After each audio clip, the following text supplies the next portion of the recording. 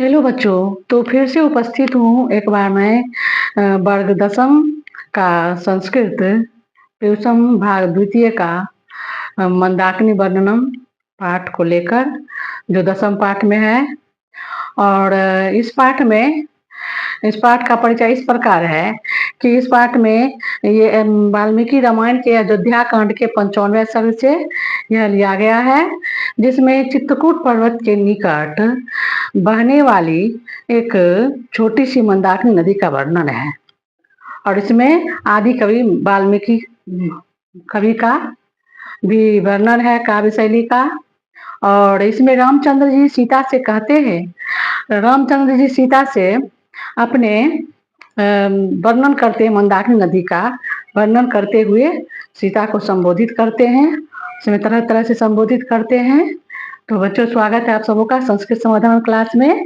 तो इसका एक श्लोक है, विचित्र पुलिनाम रम्याम हंस सारस सेविताम कुसुमय रूप संपन्नाम पश्यो मंदाकिनीम नदीम।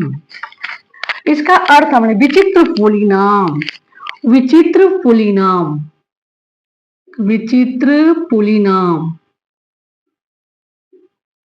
इसका अर्थ है रंग बिरंगे तटों वाली, रंग बिरंगे तटों वाली, रंग बिरंगे तटों वाली किसे कहा गया है? मंदाकिनी नदी को। रम्याम, सो का शब्दार्थ में लिख देती हूँ, रम्याम सुंदर, रम्याम मने सुंदर, सुंदर मंदाकिनी नदी को। हंस सारस सेविताम, हंस और सारस पक्षी समझते ही हैं कि यह नदी हंस और सारस पक्षी से सेवित है। वहां पर तरह तरह के हंस और सारस पक्षी हैं, रहते हैं। कुसुमय, कुसुमय, कुसुमय फूलों से, कुसुमय, कुसुमय फूलों से, फूलों से।